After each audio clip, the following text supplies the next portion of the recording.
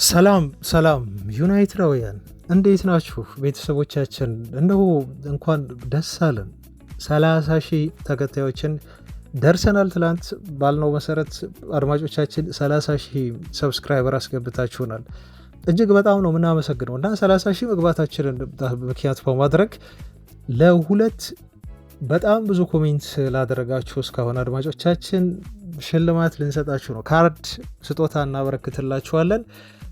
ብዙ ኮሜንት የምታደርጉ ደጋግማችሁ አድማጮቻችን አላችሁ፣ ግን ሳትሰለችሁ በጣም ቀን በቀን ኮሜንት የምታደርጉትን ያሳየናል አናላይቲክሱ እና ብዙ ኮሜንት ያደረገው እስካሁን 73 ኮሜንት ያለው ይነበብ ተርፎ ነው እና ይነበብ ተርፎ አንተ ካርድ ተሸላሚ 73 ኮሜንት አለክ። እንደዚሁም ፀሐዬ ይትባረክ 72 ኮሜንት በማድረግ አንተም ሁለተኛ ካርድ የምንሸልም አድማጫችን ሆናል እና ሁላችሁንም መሸለም አንችልም፣ ግን ወደፊትም ይሄ ሽልማት ስለሚቀጥል አድማጮች እናንተም ሌሎቻችሁም የመሸለም እድል አላችሁ። በቃ ለሽልማት ብቻ ሳይሆን ኦፍኮርስ ዩናይትድን ወዳችሁ ተሰምቷችሁ አስተያየት እንደምትሰጡ እናውቃለን። ለምሳሌ እና አንዋር 62 ኮሜንት አለው፣ ብሩኖ 49 ኮሜንት አለው፣ ሕዝቅኤል እንዲሁ 33 ኮሜንት አለው፣ ሲሞን 30፣ ሌሎቻችሁም አላችሁ። ሁላችሁም ቀን በቀን ተሳታፊዎቻችን ናችሁ፣ እናመሰግናችኋለን አድማጮች። ሁለታችሁ ግን ብዙ ኮሜንት አላችሁ። ስልካችሁን አስቆምጡልን ኮሜንት ላይ እዛው ላይ ማለት ነው እና እንሸልማችኋለን ካርዱን። ሌላም ለሁለት ደግሞ እንደዚህ ከኮሜንት ውጭ ልንሸልም ለሁለት አድማጮቻችን ሀሳብ አለን። አድማጮች ምንድነው ሀሳባችን መሰላችሁ?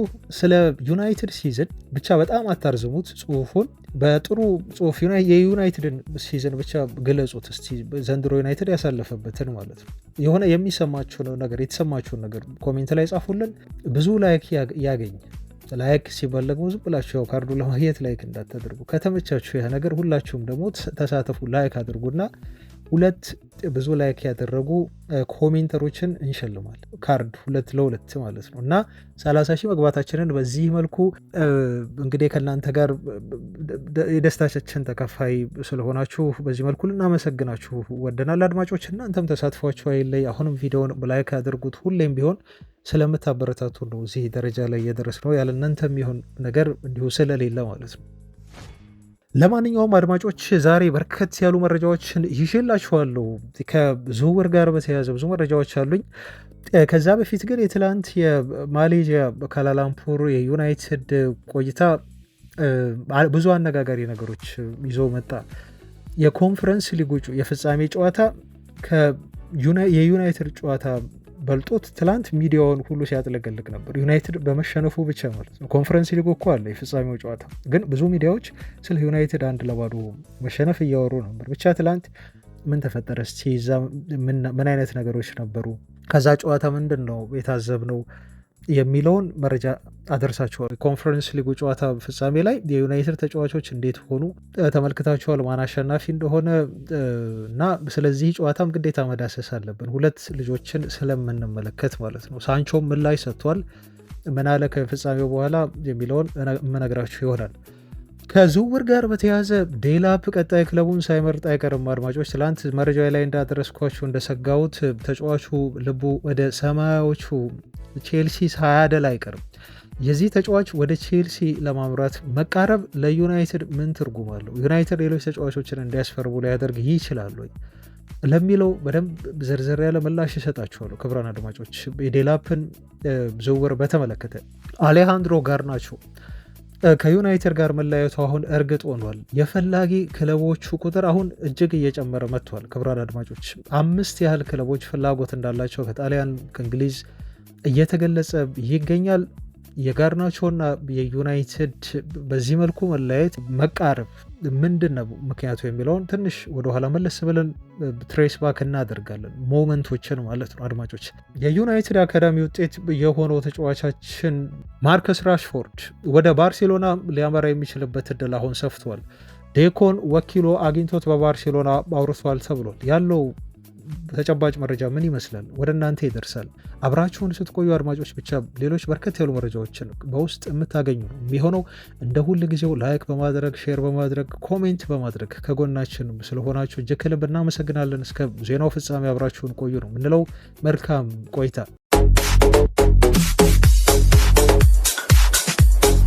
ከማሌዥያ ኳላላምፑር ትላንት ተነስተው ዩናይትዶች ሆንግ ኮንግ ገብተዋል። ትላንት በርካታ ሚዲያዎች ዩናይትድ ላይ እንዲነሱ ያደረጋቸውን ውጤት አስመዝግበዋል። ዩናይትድ ጥሩም ውጤት ወይም ጥሩ ነገር ሲኖረው ሚዲያውን ይቆጣጠራል። መጥፎም ውጤት ሲኖረው ዩናይትድ ሚዲያውን ኮንትሮል ያደርጋል። ትላንት የተመለከትነው የታዘብነው ያንን ነው። ዩናይትድን መሻሻል አላየንም። ዩናይትድ ትላንትም ባደረጉት ጨዋታ ላይ መሸነፋቸውን ተከትሎ መሸነፍ ሲባል ደግሞ ያው በኤዥያ ምርጥ 11 ነው የተሸነፉት። እንግዲህ አድማጮች የኤዥያ ምርጥ 11 ማለት ከተገናኙ እንኳን ሰዓታት አብረው ያልቆዩ ተጫዋቾች ናቸው ዩናይትድን የገጠሙት ማለት ነው። እና ይከብዳል ዩናይትድን መግለጽ አሁን በጣም ቃላቶች እያጠረ ከእግር ኳስም በላይ እየሆነብኝ ነው የሚገኘው። ስለ ዩናይትድ ደካማ ሲዝን ማሳለፍ አውርተን እንዲሁ ሳናበቃ ሌላ ደግሞ ትላንት እሳት ያቀጣጠለ በቃ ሚዲያዎች የቀደማቸው የለም። ዩናይትድ ሌላ ሽንፈት ደረሰበት፣ ሌላ ዋንጫ አጣ። እንግዲህ የትላንቱም ዋንጫ ሆኖ ማለት ነው። እንዴት ኤግዛጅሬት አድርገው ሪፖርት ሲያደርጉት እንደነበረ ተመልክታችኋል አድማጮች። እና ክፍተት ነው የሰጡት ዩናይትድን ለመብላት፣ ስለ ዩናይትድ የሆነ ነገር ለማውራት ሁሉም ክሊክ ቤት ስለሆነ የሆነ ነገር ሲወራ ስለ ዩናይትድን የተመለከተ ነገር ትኩረት ስለሚያገኝ ሚዲያው ለማውራት በጣም ፈጣን ነው እና ተጫዋቾቻችን ለጥርክስ በነካሾች አሳልፈው ትላንት ሰጥተውናል። ያሳፍራልም ደግሞ ገና ለሰዓታት ለአንድ ቀን ለጥቂት ሰዓታት ልምምድ ባደረጉ የማይተዋወቁ ስም እርስ በርስ እንኳን የማይተዋወቁ የኤዥያ ምርጥ 11ዎች ናቸው እንግዲህ ዩናይትድን የገጠሙትና ትላንት ያሸነፉት ማለት ነው። እና ከጨዋታው አንገት ከመድፋት ውጭ ያተረፉልን ነገር የለም። ምናልባት ገንዘብ አግኝተው ሊሆን ይችላል። ኦፍኮርስ አግኝተዋል። ትላንት ቢያሸንፉ ኖሮ ደግሞ ገንዘብ ተጨማሪ ሌላም ያገኙ ነበር። አሸናፊ በመሆናቸው ትላንት ብቻ ወደ 500,000 የአሜሪካ ዶላር ምናምን አጡ ተብሏል። ሪያል ቤትስ የያዘው አንቶኒ ደግሞ በመሸነፉና ኮንፈረንስ ሊግ በማጣቱም እንደዚሁ ተመሳሳይ ወደ 500,000 የአሜሪካ ዶላር ገንዘብ አጥቷል። 1 ሚሊዮን ዶላር አካባቢ ይሆናል ትላንት ዩናይትድ ያጣው ማለት ነው። ቀኑ ጥሩ አልነበረም ለዩናይትድ። ቴክ ኢት ኢዚ በቃ አድማጮች ቀለል አድርጎ ማለት ነው። ያሳስባል ሁኔታው። አሞሪም አስተያየት ሲሰጡ ፊታቸው ላይ ያስታውቅ ነበር። የሆነ እንዴት አይነት ነገር አለ እኮ በየትኛውም ቲም እንዲያሸንፋችሁ አትፈልጉም። በእንደዚህ ኤዥያን ኦል ቤስት ተብሎ ደግሞ እንደዚህ መጥተው አንድ ቀን ልምምድ ሳይሰሩ ሲያሸንፏችሁ ብትናደዱ ወይ ብትበሳጩ ቢያሳስባችሁ አይገርምም አድማጮች። እና ማውራትም ከባድ ነው፣ መፍረድም ደግሞ ከባድ ነው።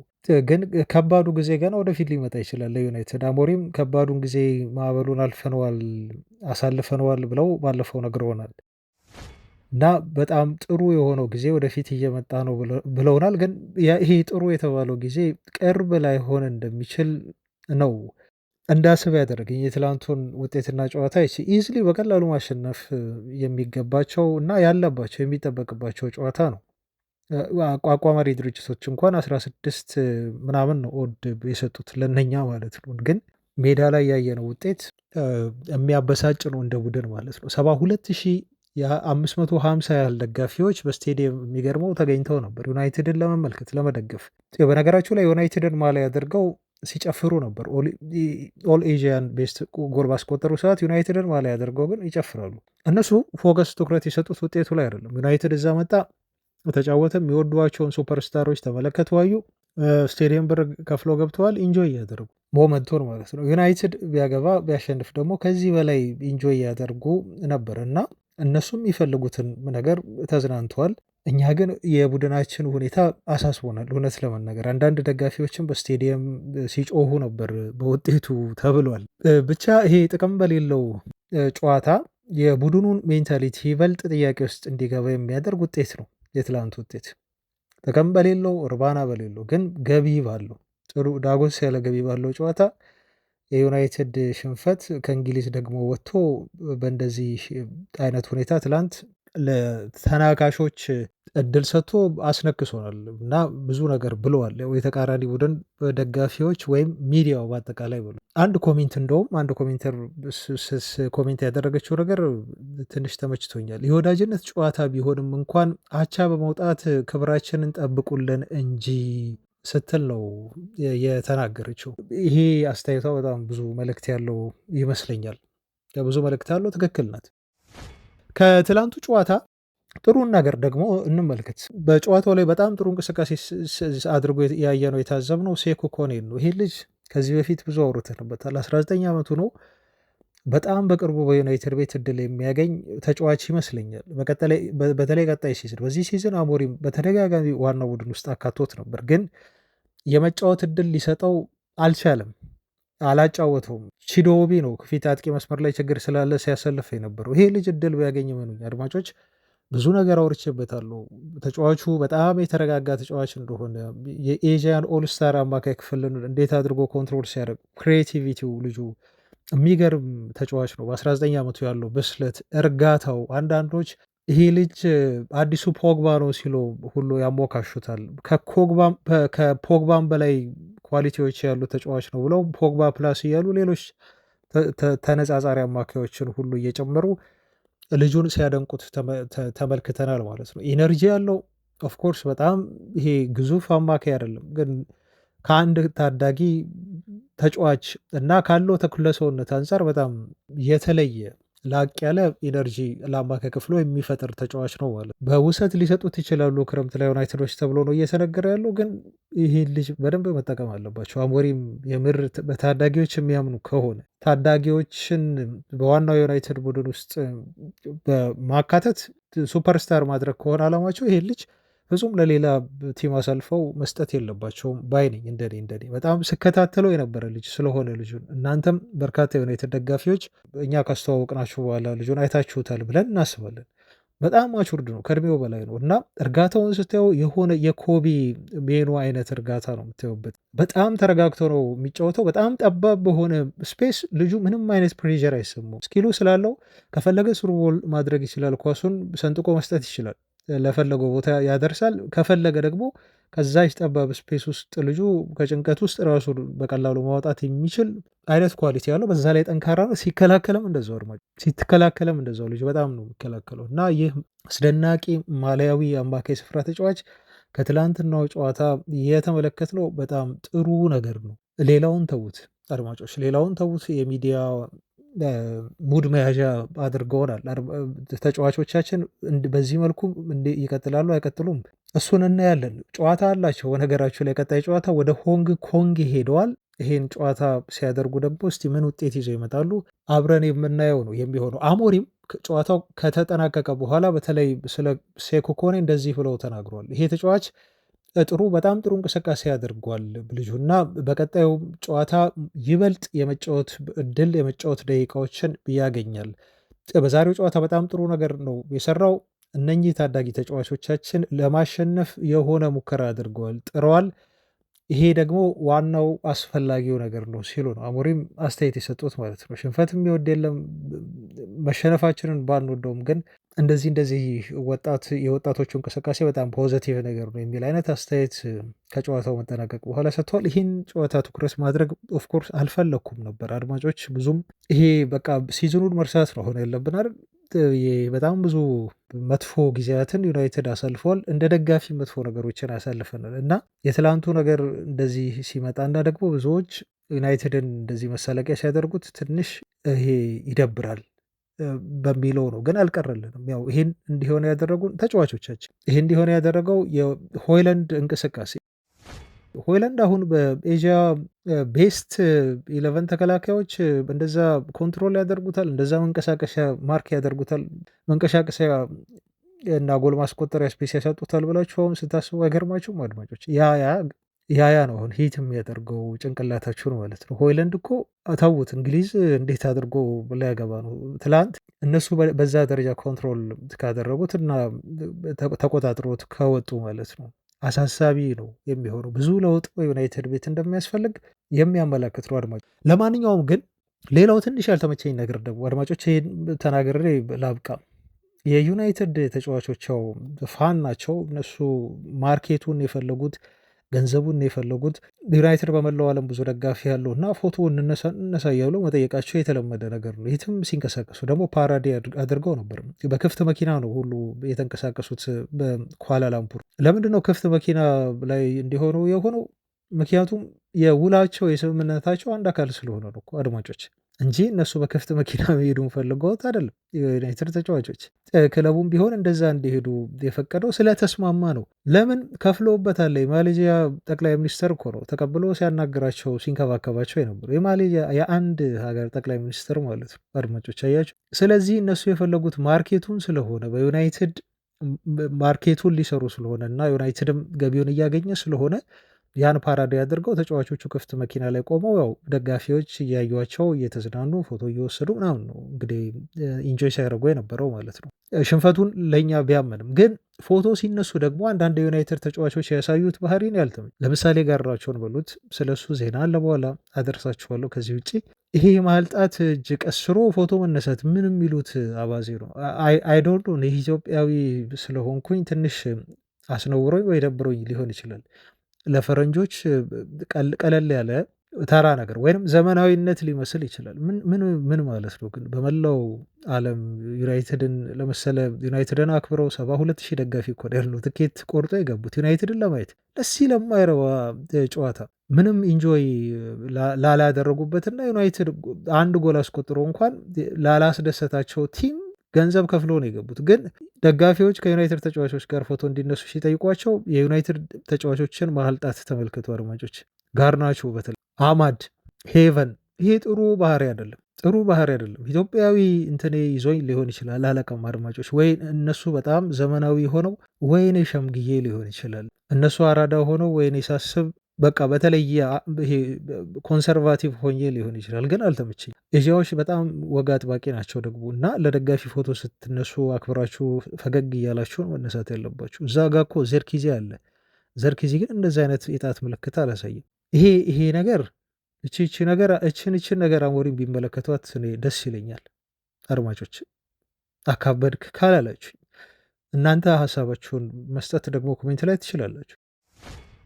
የኮንፈረንስ ሊጉን ጨዋታም እንደዚሁ ዳሰስ አድርገነው እንለፍ አድማጮች። ትላንት ምሽት የተደረገው ጨዋታ ዩናይትድን በቀጥታም ባይሆን በተዘዋዋሪ ይመለከት የነበረ ጨዋታ ነው። ሁለት የወሰት ተጫዋቾቻችን ተጫውተዋል። እዚህ ጨዋታ ላይ አንቶኒ ከሪያል ቤቲስ እንደዚሁም ከቼልሲ ደግሞ ሳንቾ ተጫውተው ነበር እና እስካሁን በመጡበት አካሄድ ካየን አንቶኒ ትላንት በደንብ ማበብ ነበረበት። አትሊስት ቢያንስ ጎል ማስቆጠር ነበረበት፣ ግን ያ አልሆነም።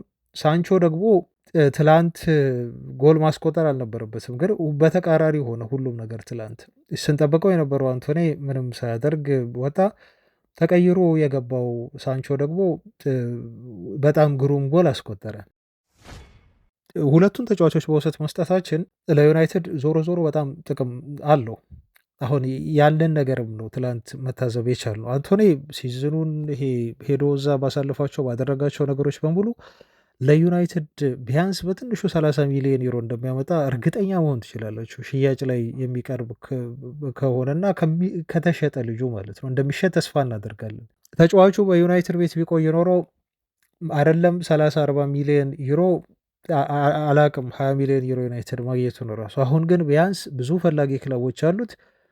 ልጁ ለዩናይትድ ጥሩ ገቢ ያመጣል ብላችሁ በእርግጠኝነት እንድትናገሩለት ሆኗል ማለት ነው። አንዱ ይሄ ነው። ከትላንቱ እንቅስቃሴው ብዙም ባያስደስትንም የትላንቱ እንቅስቃሴው ጥሩ ባይሆንም እስካሁን ድረስ ጥሩ መቶ ፋይናሉ ላይ ተጫዋቹ የሚፈልገውን ነገር ባያደርግ በጣም ተደብቆ ነበር።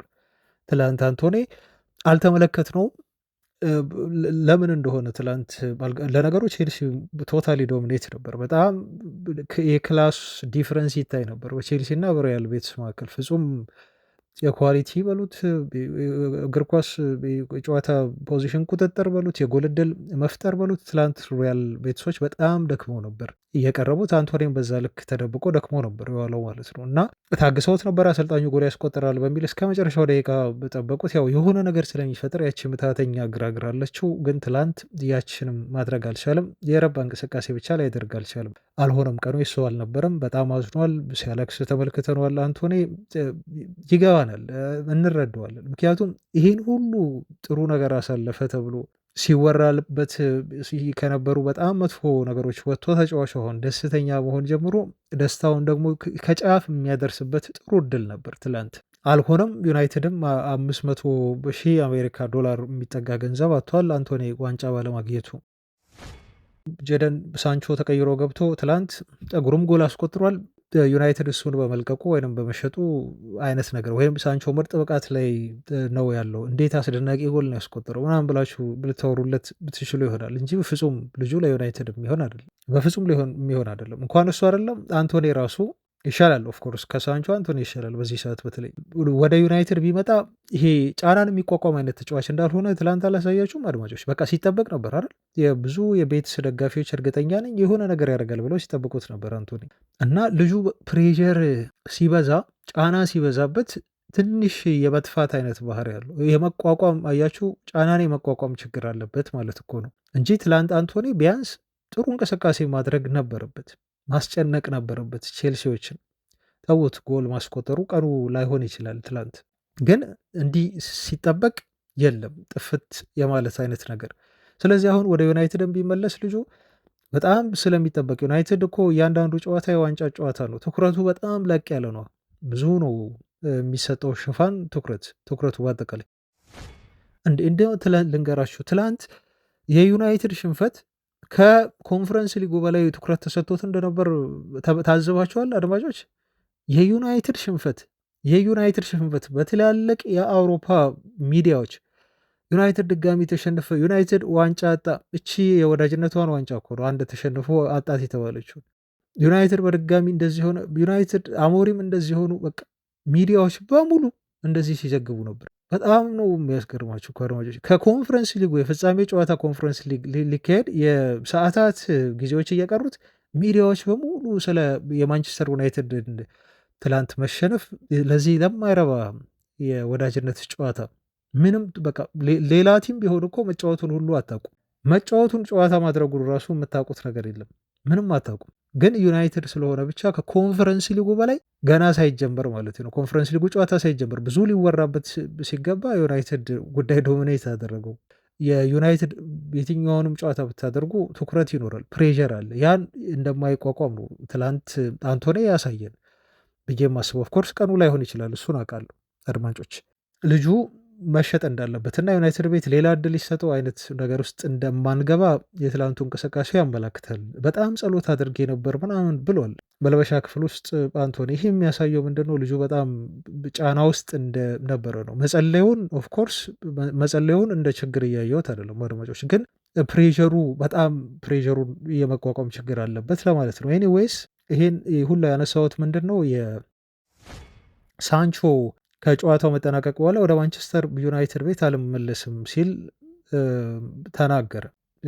ልክ በጣም እንደምንፈልገው ማለት ነው። እሱ በጣም ሱፐርስታር እንደሆነ እኛ እንደተቸገርን ሳንቾን በማጣት አይነት ነገር ማለት ነው። ማን ነው የሚፈልገው? እሱንስ እርግጠኛ አይደለሁም። እንኳን ዩናይትድ ቀርቶ ቼልሲዎች የሚያስፈልገውን 25 ሚሊዮን ፓውንድ ትላንት እንደዛ ጎል አስቆጥሮላቸው አድማጮች፣ እንደዛ ጎል አስቆጥሮላቸው ያስፈርሙታል ብዬ ነው ያልጠብቀም። አሁን የሲዝኑ ማጠናቀቂያ ሰሚት ያደርጋሉ፣ ስብሰባ ያደርጋሉ አይደል? እዛ ላይ ነው የሚወስኑ። ግን ያስፈርሙታል የሚል እምነት የለኝም። እንኳን ዩናይትድ ሊመጣ ቀርቶ እዛው ቼልሲም ወደው እሱ ይፈልጋል አይደል እንዲያስፈርሙት። ለንደን ነው በቃ እሱ እዛ ለንደን ቁጭ ብሎ መዝናናቱን ነው የፈለገው። ምክንያቱም እዛ አሪፍ ክለብ አለ ለንደን ውስጥ፣ ጥሩ ክለቦች ይኖራሉ። ከትኩረት ነፃ ነው። ማንም የሚመለከተው በዚህ ገባ ሳንቾ በዚህ ወጣ ብሎ እንደ ዩናይትድ ተጫዋች እያለ እንደሚደረግበት ክትትል ማንም አይከታተሉም። የትም ገባ የትም ወጣ ብዙም ትኩረት አይሰጡትም። ልክ የዩናይትድ ተጫዋች እያለ የነበረውን አይነት ትኩረት ማለት ነው። ስለዚህ እንደፈለገ መሆን ይችላል እዛ።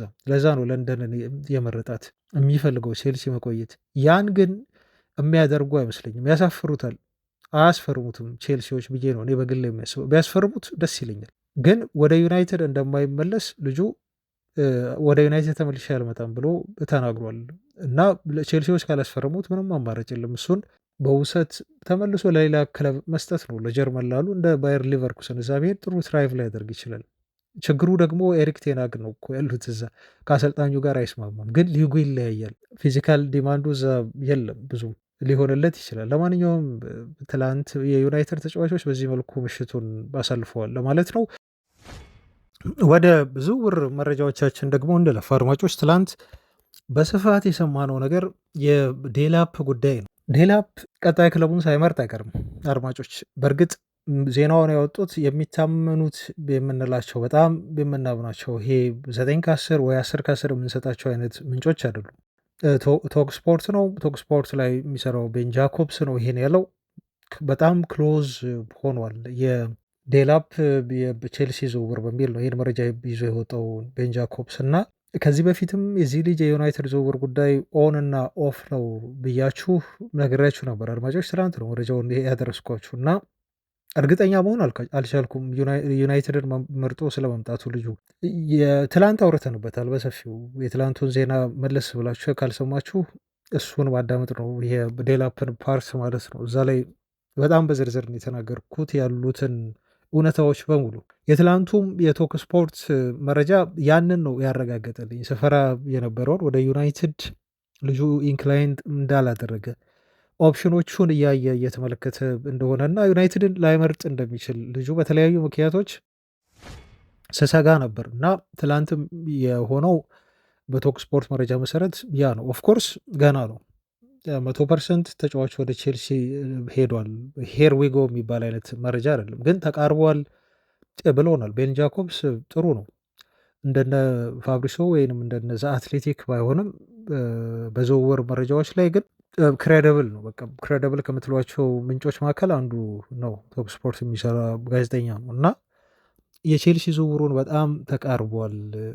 ወደዛ ለማምራት ተጫዋቹ በቃ ኦልሞስት ወደ መወሰን ደርሷል እና ቼልሲን እያስቀደመ ይገኛል ብሎ ነግሮናል። ዩናይትዶች ደግሞ አሁንም ተስፋ አልቆረጡም እና ይጠብቁታል ነው የተባለው። ከአንድ ሳምንት በኋላ ውሳኔውን ያሳውቃል በግልጽ። በእርግጥ ለማንቸስተር ዩናይትድ አልነገረም፣ ምርጫውን አላሳወቀም እስካሁን ድረስ። ግን አሁን ይሄ ከውስጥ ተገኙ የተባሉ ምንጮች ናቸው ተጫዋቹ እያደለ ነው፣ ለዚህ ቲም እያገደለ ነው በሚል መረጃ እየወጣበት የሚገኘው ማለት ነው። እና ዩናይትዶች ልጁ ለቼልሲ መፈረሙን እስካላረጋገጡ ድረስ በተስፋ መጠበቃቸውን አሁንም ቢሆን ይቀጥላሉ።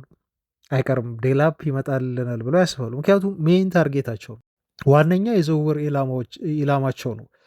እኔ እንደውም አድማጮች ኩኒሃን ለማምጣት መስማማታቸው በጣም ጥሩ ነገር ነው። which is good በቃ ጥሩ ኩኒሃ ጥሩ ፈራሚ ነው። ለዩናይትድ መምጣቱ አይቀርም፣ ደስ ብሎናል። ግን አጥቂ መስመር ላይ 9 ቁጥር ላይ ይበልጥ ትኩረት መስጠት ነበረባቸው። ትላንት ተመልከቱት እስቲ ይሄን ሆይለንድ በኤዥያ ኦል ምርጥ 11 ተከላካዮች እኮ ነው ትላንት ያቆሙት፣ እሱን በደንብ የተቆጣጠሩት ሆይለንድ እና ዩናይትድ በጣም አንገብጋቢ የሆነው ለዩናይትድ ትላንት አሚን በየትኛውም በቀጣይ ሲዝን አሁን ዘንድሮ ካየነው ነገር አንጻር ማለት ነው በጣም አንገብጋቢ ቦታ መሸፈን ያለበት የ9 ቁጥር ቦታ ነው እና ያላቸውን በሙሉ አውጥተው 9 ቁጥር ተጫዋች አጥቂ ስትራይከር ለማስፈረም ቢያስቀድሙ ይሻል ነበር። እንደኔ ነው የምላቸው አድማጮች፣ እንደኔ ኦፍኮርስ አሁን በቃ የሆነው ሆኗል፣ ለመውቀስ አይደለም። ግን የ9 ቁጥር የስትራይከር ቦታ ተጫዋች እጥረት አለ። አስቡት፣ እንደ 10 ቁጥር ብዙ አይደለም። 10 ቁጥር በሽ ነው እኮ የትም ክለብ ውስጥ የትም ሊግ ውስጥ አለ ተጫዋች፣ ብዙ አማራጭ አለው ዩናይትድ 10 ቁጥር ቦታ ላይ። የኩኒያን መምጣት እየተቃወምኩ አይደለም፣ ግን 9 ቁጥር ደግሞ እጥረት አለ።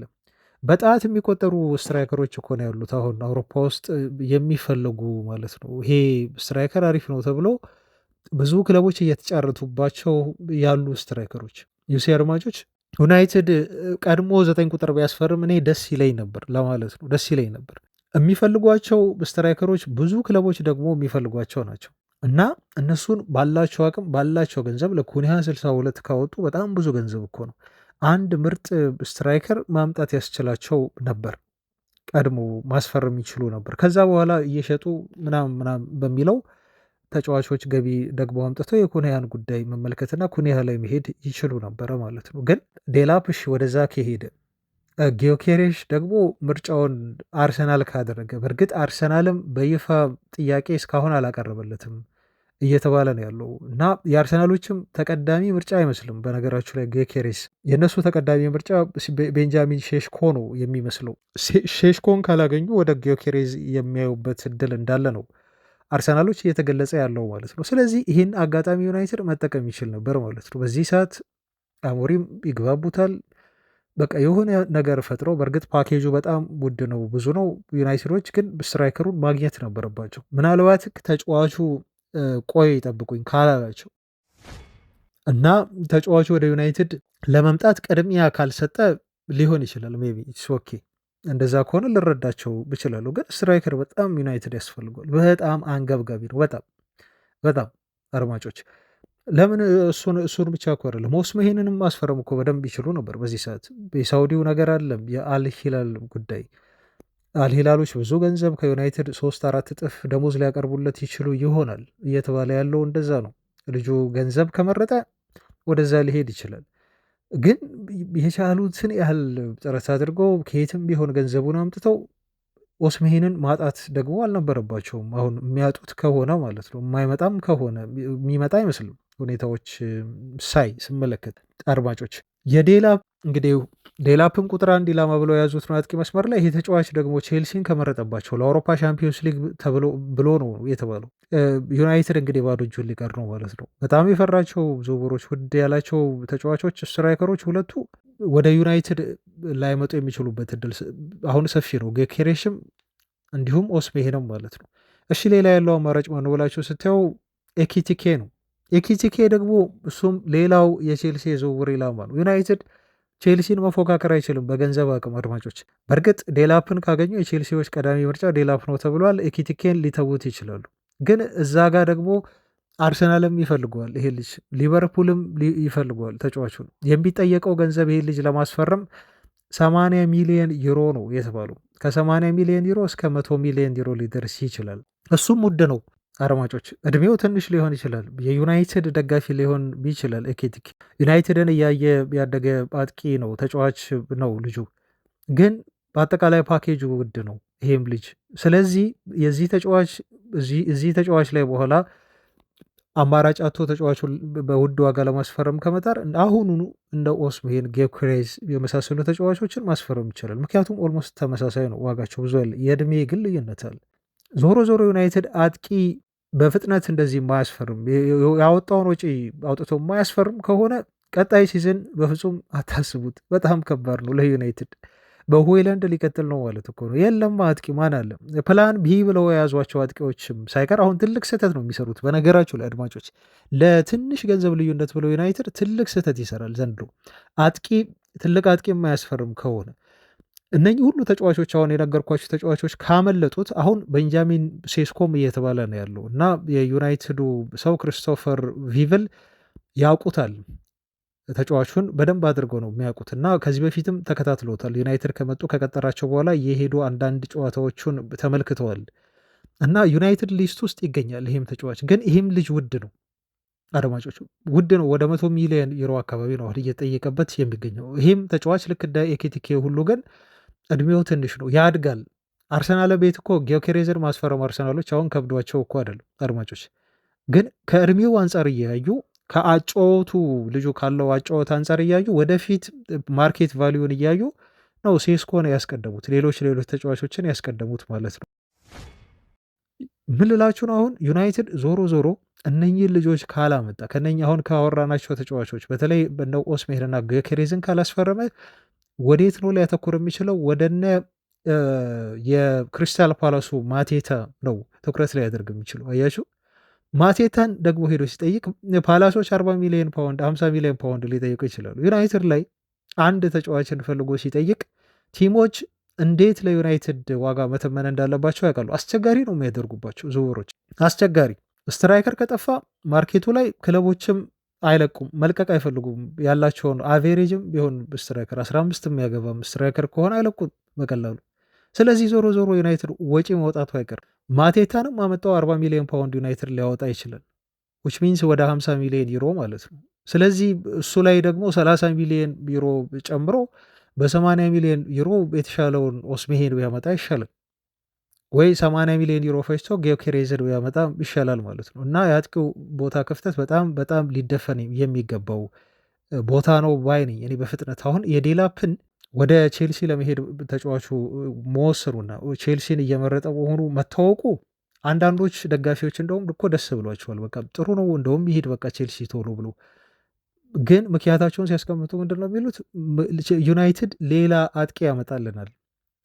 ኦፍኮርስ እዚህም ቻናል ላይ እኮ አላችሁ ዴላፕ አልተመቸኝም የምትሉ፣ እኔ ሃይላይቱን ምናምን ብዙ ቪዲዮዎችን ስላየው ልጁ በእርግጥ ቢመጣ ለዩናይትድ በጣም ይጠቅማል ባይነኝ እኔ። ምክንያቱም እርግጠኛ አይደለሁማ እነ ጌኬሬዝን እነ ኦስምሄን ደረጃ አጥቂ እንደሚያመጣ ዩናይትድ እርግጠኛ አይደሉም። ስለዚህ የያዙትን ይዞ ማልቀስ ነው ጥሩ የሚሆነው። ገባችሁ? ዴላፕን ይዛችሁ ሌሎች ደግሞ ተጨማሪ አጥቂ ባህሪ ያላቸው ወይንም አጥቂ ሊሆን ይችላል ማምጣት ነው ጥሩ የሚሆነው። አሁን ዴላፕን የምታጡ ከሆነ ደግሞ ምንድን ነው ታዲያ አማራጮቹ የሚሆነው? አድማጮች እና ሌሎች ደጋፊዎች አሁንም እስቲ ሀሳባችሁን አስተያየታችሁን ስጡ። ዩናይትድ ዴላፕን ቢያጠው ቼልሲን መርጦ ልጅ ወደ ቼልሲ ቤድ ለዩናይትድ ጥሩ ነው ብላችሁ ታስባላችሁ? ሌሎች ትልልቅ አጥቂዎችን ከሱ የተሻሉ ዩናይትድ እንዲያመጣ ያደርገዋል ብላችሁ ታስባላችሁ? በኮሜንት ላይ አስተያየታችሁን አስፈሩልኝ። ነገር ግን የዚህ ተጫዋች ወደ ቼልሲ ለማምራት እንደዚሁ ወሰነ ብሎ ቶክ ስፖርት መረጃውን ካወጣ በኋላ ግን አንድ ነገር ላይ ዩናይትድ በደንብ ሊያተኩር እንደሚችል መገመት ትችላላችሁ። እሱም የምቤሞን ዝውውር ማፋጠን። ዴላፕ ተቀዳሚ ኢላማቸው ነው፣ ምርጫቸው ነው። ዴላፕ ወደዛ ከሄደ ደግሞ ግዴታ ምቤሞን ማስፈረም ለዩናይትድ በቃ አማራጭ የሌለው በፍጥነት ማድረግ ያለባቸው ጉዳይ ይሆናል ማለት ነው። እንደ ድንገት ያለ አጥቂ ማስፈረም እንኳን ሲዝኑን ቢጨርሱት ችግር የለውም በአድማጮች፣ ምክንያቱም ሌላ አማራጭ ሊወስዱ ይችላሉ። ለምሳሌ ጄሚ ቫርዲን በነፃ ዝውውር ሊያስፈርሙት ይችላሉ። ተጫዋቹ ፍሪ ኤጀንት ነው። ከዚህ በፊትም እኔ ጂሚ ቫርዲ ዩናይትድ ቢመጣ በጣም ደስ ይለኛል፣ ቤንች ሆኖ ከቤንች ተነስቶ ሁሉ ዩናይትድን ሊጠቅም ይችላል ብዬ ስናገር ነበር እና ኮንሲደር ሊያደርጉት ይችላሉ የሚሉ ወሬዎችም አሉ። ሩመሮች ናቸው፣ ግን በጣም የተጨበጠ ወሬ አይደለም። እና ምቤሞ ላይ ይበልጥ ትኩረት እንዲያደርጉና ምቤሞ ወደ ማንቸስተር ዩናይትድ የሚያደርገው ዝውውር እንዲፈጥን ሊያደርገው ይችላል ዴላፕ ወደ ቼልሲ የሚሄድ ከሆነ፣ ምክንያቱም ስጋት ስለሚገባቸው። አሁን ምቤሞን ለማስፈረም እንደ ኒውካስል ዩናይትድ አይነት ክለቦች ፍላጎት እያሳዩ መጥተዋል አድማጮች። እንደውም ኒውካስሎች ገፋ ብለው ሄደው ቻምፒዮንስ ሊግ እኛ ጋር አለ፣ ቻምፒዮንስ ሊግ ትሳተፋለን አለን እያሉት አይነት ነገር ነው የሚገኙት እና ሊያሳምኑት ከዩናይትድ ሊነጥቁት የሚችሉበት አንድ ማባበያ አላቸው፣ ቻምፒዮንስ ሊግ። ዩናይትድ ቀድሞ በፍጥነት ዝውውሩን እንዲማያጠናቀቅ ከሆነ ማለት ነው እና መዛግ ነው የሚሆነው። ከዚህ በኋላ ክለቦች እየመጡ አቅም ያላቸው ቶሎ ያወጣሉ፣ ይሞነጭፋሉ። ቻምፒዮንስ ሊግ አለመሳተፋችን ችግር ነው እያልን ስናወራ ነበር ተጫዋች ለማሳመን። አሁን እያየን ያለ ነው ያን ነው በዴላፕ ላይ ማለት ነው። እና የዴላፕ ወደ ዩናይትድ መምጣት ጥቅም ይኖረው ነበረ፣ አለመምጣቱም እንደዚሁ ጥቅም አለው። ሌሎች ተጫዋቾችን እንደ ምቤሞን ቶሎ እንዲያስፈርም ሊያደርገው ዩናይትድን ስለሚችል ማለት ነው። በመጨረሻ አድማጮች የጋርናቾን ጉዳይ እንመልከትና እናበቃለን። ከጋርናቾ በፊት ግን የባርሴሎናና የራሽፎርድ ጉዳይ ጠንከር እያለ መጥቷል። አሁን በተለይ ትላንት ፋብሪሶ ሮማኖ ከማርካ ጋዜጣ ነው መረጃውን አገኘሁ ብሎ የፖስተው። የሚያምናቸው እንደዚህ አይነት ሪፖርቶች ሲሆኑ እሱም ሼር ያደርጋቸዋል ምንጭ እየጠቀሰና የራሽፎርድ ሰዎች ተገኝተው ነበር በባርሴሎና ተገኝተው ዴኮን አግኝተው አዋርተውታል እና ባርሴሎና ቤት አሁን በጣም ሲሪየስ የሆነ ፍላጎት አለ። ይፈልጉት የነበረው መጀመሪያ ያስቀድመው የሊቨርፑልን ሉዊስ ዲያዝን ነበር፣ ግን የዲያዝ ዝውውር የመሳካት እድሉ በጣም ጠበበባቸው እና ሙሉ ትኩረታቸውን ያላቸው አማራጭ ወደ ራሽፎርድ ያደላ ያዘነበለው ሆነ ማለት ነው። ራሽፎርድ ከባለፈው ጀምሮ ጃንዋሪ ጀምሮ በጣም ሲመኘው የነበረው ዝውውር የባርሴሎና ዝውውር ነው ታውቃላችሁ። እና አሁንም ባርሴሎና ለመሄድ ዝግጁ ነው። አስቶን ቪላ በቋሚ ኮንትራት 42 ሚሊዮን ፓውንድ ከፍሎ ሊያስፈርመው ልጁን አልቻለም። ምክንያቱም አውሮፓ ሻምፒዮንስ ሊግ ተሳትፎ አለመው ነበር፣ ግን ያን ተሳትፎ ማረጋገጥ አልቻሉም ቪላዎች። ስለዚህ ተጫዋቹን ከውሰት መልሰው ለዩናይትድ ይልኩታል ማለት ነው። አሁን ልጁ ለፕሪሲዝን ከመምጣቱ በፊት የባርሴሎና ዝውውሩ ማጠናቀቅ መቻል አለበት፣ ምክንያቱም በዩናይትድ ቤት ቦታ ስለሌለው ማለት ነው። ልጁ ልቡ ከዩናይትድ ጋር አይገኝም፣ መንፈሱ በአጠቃላይ። ስለዚህ መልቀቁ ግድ ነው። ዩናይትዶች ለባርሴሎናዎች የሰጧቸው ምላሽ እኛ ውሰት አንፈልግም፣ ልጁን 40 ሚሊዮን ፓውንድ ከፍላችሁ በቋሚ ዝውውር አስፈርሙት የሚል ምላሽ ሰጥተዋል ነው የተባለው። እና ቲሞች በጣም ብልጥ ናቸው። በቃ ደግሞ ዝንሸፍን አይነት ነገር ብለው ይችን በአንድ ዓመት ወይ 6 ወር ያህል የማጫወት አይነት ዝንባሌ ነው እያሳዩ የሚገኙት ካላስገደዷቸው በስተቀር ዩናይትዶች ማለት ነው። አሁን ደግሞ ዩናይትድ ችግር አለበት። ለ6 ወር እንኳን በውሰት መስጠት አይሆንም ልጁን ማለት ነው። ራሽፎርድን መሸጥ ነው ለዩናይትድ የሚበጀው። ገቢውን አግኝተው ወደ ሌሎች ተጫዋቾች ኢንቨስት ቢያደርጉት ነው ዩናይትድን የሚሻለው እና የሚጠቅመው ማለት ነው። እና ዩናይትድ የምትፈልጉት ከሆነ በቋሚ ኮንትራት ውሰዱት፣ አስፈርሙት የሚል አይነት ንግግር አድርጓል። ግን ደግሞ ደሞዟ አለቻ ልጁ መብት አለው። ገባችሁ? ከዩናይትድ የሚሸጠው ከሆነ ልጁን አጠቃላይ በዩናይትድ ቤት ያለው ደሞዝ ታሳቢ አድርጎ ነው ወደ ባርሴሎና ሊሄድ የሚችለው ማለት ነው። ዩናይትድ የሆነ ወጪውን መሸፈን አለበት። ምክንያቱም ባርሴሎና ያን ደሞዝ አይከፍሉም በተአምር 350 ሺህ ፓውንድ ኔቨር፣ በፍጹም አይከፍሉትም። ስለዚህ ባርሴሎና በ200 ሺህ ፓውንድ ካስማማው ልጁን የ150 ሺህ ፓውንዷ የደሞዝ ማርጅን በዩናይትድ መሸፈን አለበት ወይ የሆነ ነገር መፍትሄ መፈለግ አለባቸው ማለት ነው ዩናይትዶች። ለዛች በካሳ መስጠት ሊሆን ይችላል። ስለዚህ የዚህ ተጫዋች ጉዳይ ራሽፎርድ ጉዳይ በዚህ መልኩ ነው የሚገኘው። ወደ ባርሴሎና የመሄድ እድሉ አሁን ሰፊ ይመስላል። ይህም ጥሩ ዜና ነው ለዩናይትድ። ብቻ በውሰት የሚሄድ ከዩናይትድ ዌጅ ቢል ላይ የሚቀንሰው ብዙ ነገር ስላለ ራሽፎርድ መልቀቁ የሚቀር አይመስልም ለማለት ነው። ወደ ጋርናቾ ጉዳይ ስናመራ አላወራንበትም እንጂ ትላንት ሰሞኑን ሰምታችሁታል። በጣም ተወርቶበታል ይሄ ጉዳይ። የጋርናቾ እና የማንቸስተር ዩናይትድ እህል ውሃ ኮምፕሊትሊ ነው ያበቃው። 100% ልጁ ዩናይትድን ይለቃል። አዲስ መረጃ የወጣው ምንድን ነው?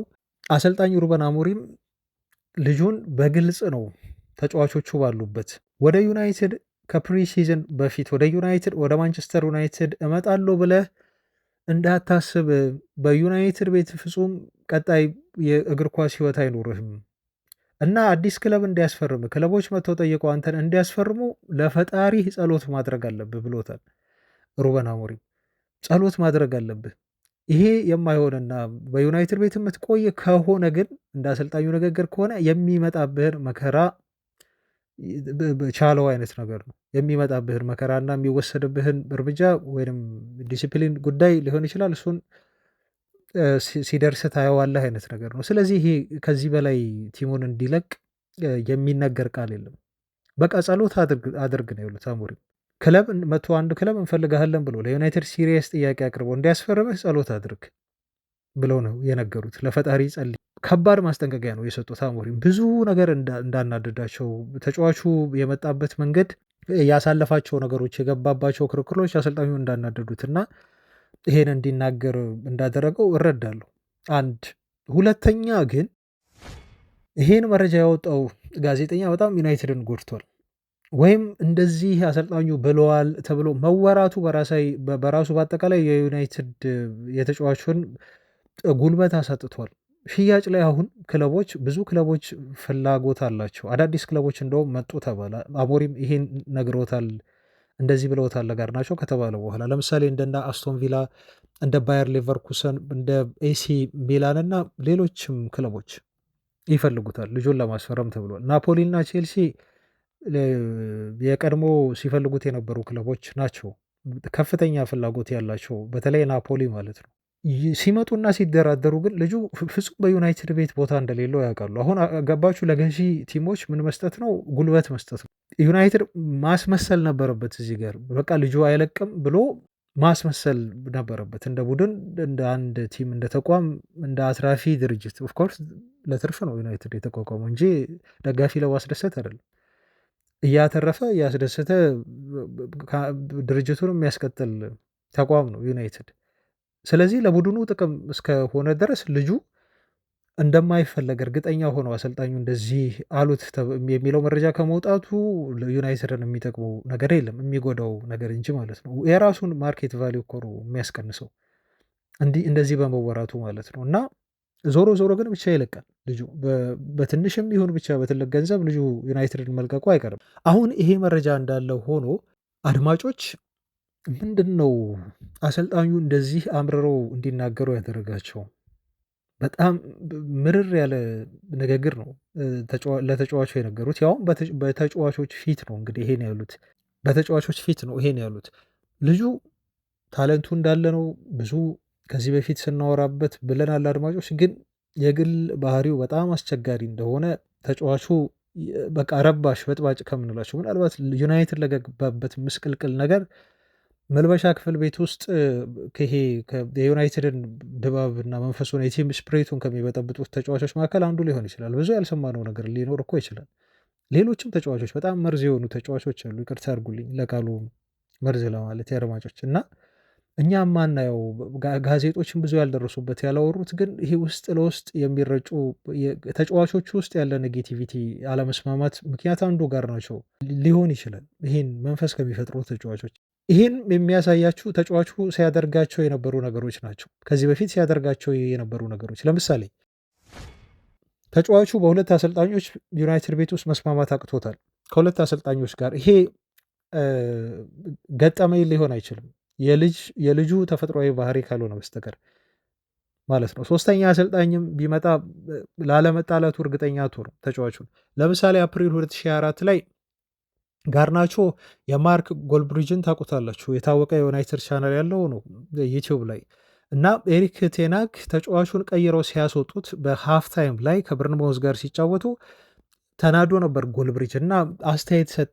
ትዊት ያደረገ ትዊተር ላይ 2 ጊዜ ትዊት ያደረገ በአሰልጣኙ ውሳኔ ባለመስማማት ማለት ነው። ጋርናቾ ሄዶ የጎልብሪጅን አስተያየት ወዲያውኑ ላይክ ያደረገው። ከዛ በኋላ ከአሰልጣኙ ጋር ተጋጨ፣ ተነጋገሩ። ኤሪክ ቴና ግን በቃ ስህተቱን አምኗል ጋርናቾ እና ይቅርታ ጠይቋል በቲሙ ፊት። ስለዚህ ችግሮችን ፈተናል አሉ። ኦኬ በቃ ዝም ተባለ። አንድ ሴፕቴምበር 2024 ላይ ጋርናቾ የፋብሪዞውን ኢንስታግራም ፖስት ላይክ አደረገ። ክርስቲያኖ ሮናልዶ ቴንሃግን ሲተች ማለት ነው። ያኔ የሰጣት አስተያየት አለች አይደል? እሷን ሄዶ ላይክ አደረገ። አሰልጣኙ እኮ ነው፣ ማናጀሩ ነው ኤሪክ ቴናግ። ግን ሄዶ እንዴት የፋብሪዞ ሮማኖ ፖስት ላይ ላይክ ይደረጋል? ይሄ እኮ በጣም ሼም ነገር ነው፣ በጣም የሚደብር ነገር ነው ጋርናቾ ያደረገው ማለት ነው። ይህን ፈጸመ። ዲሴምበር 2024 ላይ ደግሞ ሩበን አሞሪም ወደ ዩናይትድ ከመጡ 1 ወር ከሆናቸው በኋላ ሌላ ፖስት እንደዚሁ ላይክ አደረገ። ይህን ፖስት ላይክ ያደረገው ደግሞ የሊክሳንድሮ ማርቲኔዝን የሚወቅስ የሚነቅፍ ክሪቲሳይዝ የሚያደርግ ፖስት ሄዶ ነው ላይክ ያደረገው። አያችሁ፣ አብሮት የሚጫወት የቡድን አጋሩ ማርቲኔዝ ያውም የዩናይትድ በቃ ለዩናይትድ ደም የሚሰጥ አይነት ተጫዋች ነው። ምንም ቢያጠፋ የዩናይትድ ደጋፊዎች የዩናይትድ ተጫዋቾች ማንም ሰው ከጎኑ ሊቆም የሚገባለት አይነት ተጫዋች ነው እኮ። እስኪጎዳ ድረስ ዩናይትድ በጣም ጥሩ እኮ ሲሄድ ነበር። የምንወደው ተጫዋቻችን ነው ጉዳት ያጠቀዋል እንጂ ማለት ነው። ግን እሱን የሚወቅስና ክሪቲሳይዝ የሚያደርግ ፖስት ላይ ሄዱ ላይክ አደረገ። እንዴ በጣም የሚያስገርም እኮ ነው አድማጮች። እንዴት ነው ይሄ ልጅ የሚስማማውና ከማርቲኔዝ ጋር አንድ መልበሻ ክፍል ውስጥ ሊግባቡ የሚችሉት? እንዴት ነው የቲም ስፕሪት ይሄ ተጫዋች ሊያመጣ የሚችለው ማለት ነው? ይሄ የሆዱ የወዳቸውን የውስጣቸውን ሸፍነው ይኖራሉ እንጂ ተጫዋቾቹ የማይስማማቸው ብዙ እኮ መርዛማ የሆኑ እንቅስቃሴዎች አሉ ማለት ነው። አንዱ ጋርናቾ የሚፈጥረው ነገር ነው እንደዚህ አይነት ነገሮች። ሌላ በዚያ ያበቃም አድማጮች። በዛው ወር ዲሴምበር 2024 ላይ ማንቸስተር ዩናይትድ ተጫዋቹን ቤንች አደረገ በአሞሪም አማካኝነት ማለት ነው። ለምንድነው ቤንች የሆነው ተብሎ ብዙ ጋዜጦች ሲንጫጩ ምን ሲሉ በኋላ መረጃ ያወጣው ምንድነው ልጁ ፎርሜሽን አስቀድሞ ሊክ ያደርጋል ተባለ። ከዛ በኋላ ተጫዋቹ የኤክስ አካውንቱን ዲሊት አደረገና ጠፋ። ግን መጥፎ ፋውል ነው የተሰራው። የቲሞን አሰላለፍ ቀድሞ ሊክ አደረገ ተጫዋቹ ማለት ነው። በዛ ተናደው አሞሪም ከጨዋታ ውጪ አደረጉት ማለት ነው። ይህም ጥሩ የሆነ ተግባር አይደለም፣ በጣም መጥፎ ተግባር ነው። ሊክ ማድረግ ቲም እንዲሸነፍ ለጠላት ቀደም ብለህ በጣም ከሰዓታት በፊት ቀደም ብለህ መገለጽ በሌለበት ሰዓት ላይ የቲሙን አሰላለፍ መግለጽ ማለት ቲሙን ማስበላት እንደማለት ነው። ፕላንና ስትራቴጂ እቅድን አሳልፎ እንደመስጠት ነው የሚቆጠረው። ሜይ ወር ላይ 2025 ላይ ደግሞ በቅርቡ እንደተመለከታችሁት በኤሮፓ ሊጉ ፋይናል ላይ ቶተንሃም ዩናይትድን ባሸነፈበት ልጁ 19 ደቂቃ ለምን ተሰጠኝ በማለት ቅሬታውን ወጥቶ ለመግለጽ የተጠቀመው ወንድሙን ነው። ብዙ ጊዜ ደግሞ ወንድሙ አለ። በነገራችሁ ላይ ተመሳሳይ ኤጅ ላይ ነው የሚገኙት። ታላቁ ይሁን ታናሹ ይሁን አላውቅም። እንደውም በእድሜ ታላቅ ሊሆን ይችላል አይ ቲንክ። ግን የጋርናቾ ወንድም ለሱ አፈቀላጤ ነው፣ የሚናገርለት ነው ማለት ነው። ወጥቶ ወዲያው ነው ሚዲያዎች። ስለዚህ ጋርናቾ ተናገረ ብለው እኮ አይደለም ጋዜጦች የሚሉት። እስቲ ምን አለ ወንድሙ ብለው የጋርናቾን ንግግር ስለሚያወራ ትኩረት ያደርጉበት። ስለዚህ ወንድሙ ከተናገረ በኋላ ደግሞ ወጥቶ እሱም ደግሞ በዛ መልኩ ቃለ መጠይቅ ሰጠ ለአርጀንቲና ሚዲያዎች ማለት ነው። እንዴት 19 ደቂቃ ሁሉ ታገኘ ለፍቼ ብላ ብላ። አሰልጣኙ ነው እዚህ ጋር አሁን መስማማት አለመስማማት እኛም ልንስማማ ላንስማማም እንችላለን በአሰልጣኙ ውሳኔ። ግን በቃ ቦሱ አሰልጣኙ ስለሆነ የአሰልጣኙን ውሳኔ መቀበል መቻል አለበት እንጂ እየወጣ በእንደዚህ መልኩ መናገር አሰልጣኙ እንዲያደርገኝ እንዴት አድርጎ ነው የሚቀጥለው ይሄ ልጅ በዩናይትድ? ፍጹም ሊሆን አይችልም። ስለዚህ ያኔ ነው በቃ ኤሪክ ቴን ሃግ የቆረጠላቸው። ይሄ ልጅ መርዝ ነው። የፈለገ ችሎታ ቢኖረው የፈለገ ሊሻሻል የሚችል እስኪሎች ቢኖሩት ጋርናቾን ማቆየት መርዝን እንደማቆየ ፈንጂ እንደማቆየት ነው። የትኛውም ሰዓት ላይ ሊፈነዳ ይችላል። በቃ ማህበራዊ ሚዲያ ላይ ብዙ ይሄ ወጣት የሆኑ የዩናይትድ ደጋፊዎች በሚሊዮን የሚቆጠሩ ተከታዮች አሉኝ እና ብዙ አራያ ያደርጉኛል በተለይ ታዳጊ የሆኑት ብሎ ራሱን እንደዛ ይጎን ሰቅሎ ለጥቃቅን ነገር እየወጣ ላይክ በማድረግ አስተያየት በመስጠት እንደዚህ የቲም ስፕሪት የሚረብሽ ተጫዋች ስለሆነ ሸኙት ማለት ነው። በቃ አይጠቀሙትም። ከዚህ በኋላ ጋርናቾ ፍጹም ዩናይትድ ቤት አይጫወትም። በውሰትም ቢሆን ይለቃል እንጂ ገዢ የሚያጣ ከሆነ ግን አያጣም። 20-30 ደቂቃ አይጠብቅም። ደግሞ ጨዋታው እንዳለቀ ወዲያውኑ ነው ወይ ወንድሙ የሆነ ነገር ይላል ወይ እሱ ደግሞ አስተያየት ይሰጣል ማለት ነው።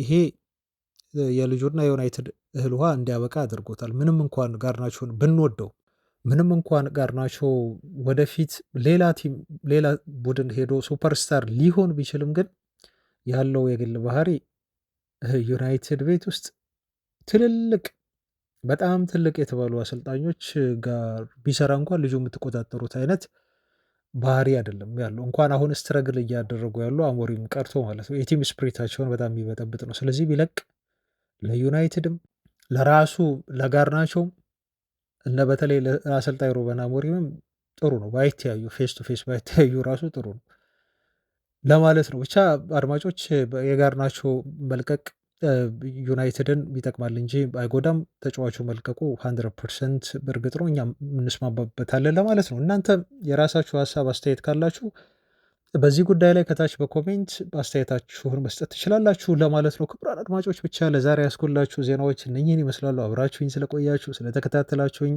ስለምታበረታቱን፣ ሁሌም ከጎናችን ስለሆናችሁ ከልብ እናመሰግናለን። እስከዛ ሰላም ሁኑ። ባባይ